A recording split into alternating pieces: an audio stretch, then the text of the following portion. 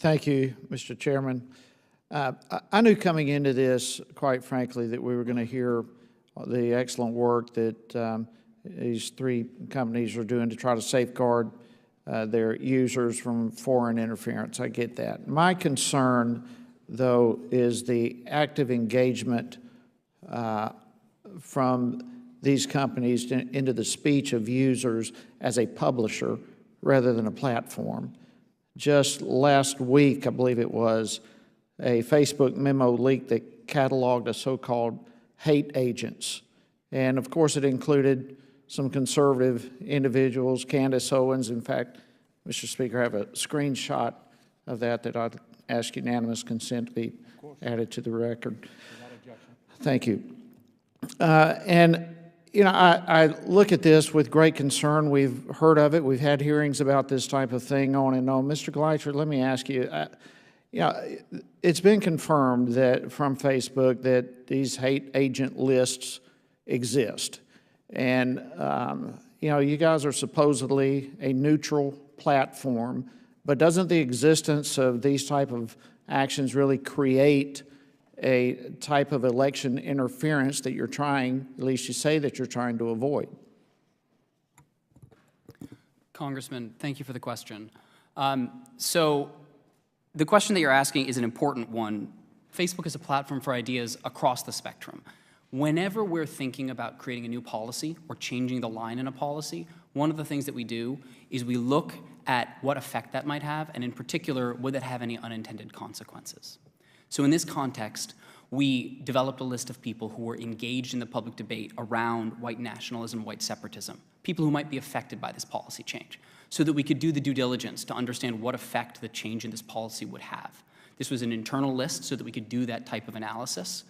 Ms. Owens was not affected by the policy. And she was initially. She got put back on, but she was. So, Congressman, these are actually two separate points. So she was on the list along with a number of other people because we wanted to understand what effect the policy would have. All right, so look, if you're engaged in curation of speech, you are by de facto a publisher rather than a platform. And that's part of the issue here. And I understand there are algorithms and all this kind of stuff to go in with all these words, you're catching all this kind of stuff. But the code also includes deboosting and shadow banning. And again, there's been multiple examples of that, Steven Crowder, Daily Caller, and others. I mean, this goes on and on. So doesn't even the algorithms itself indicate a bias that's been placed into the algorithms? Congressman, we're a platform for ideas. One of the things that is most important for us is to ensure that there's a space where people can speak safely and engage in public debate, robust public debate. And there's a problem with that, which makes the whole platform issue in itself debatable, as opposed to being a publisher.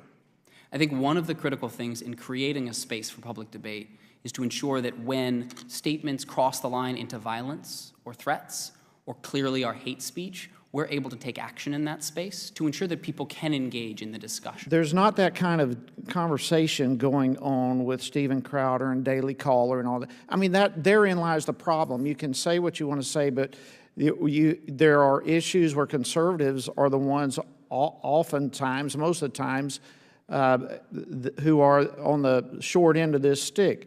One of your engineers, Vadruvo, I don't know how to pronounce his last name, but he actually made the statement. He said one strategy is to shadow ban so that you have ultimate control. The idea of shadow ban is that you ban someone and they don't know that they've been banned because they keep posting, but no one sees it. No one sees the content.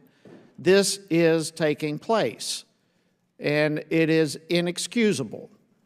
And we've got to get to the bottom of it. And it doesn't stop there. There was a report in May of 2016 of stories of interest to conservative readers on Facebook who were routinely suppressed by human news curators. So there's both a problem with the human and the artificial bias is the problem that has got to be addressed. Congressman, we have a range of systems in place to address conscious or unconscious bias. And I think by combining, we have rigorous training programs and automated systems. And then most critically, we have an appeals process. Because we're not going to get every one of these right. We will make mistakes. Well, it's got to get right as we're coming into another election cycle. And we don't have time for appeal after appeal after appeal. These issues are problematic now.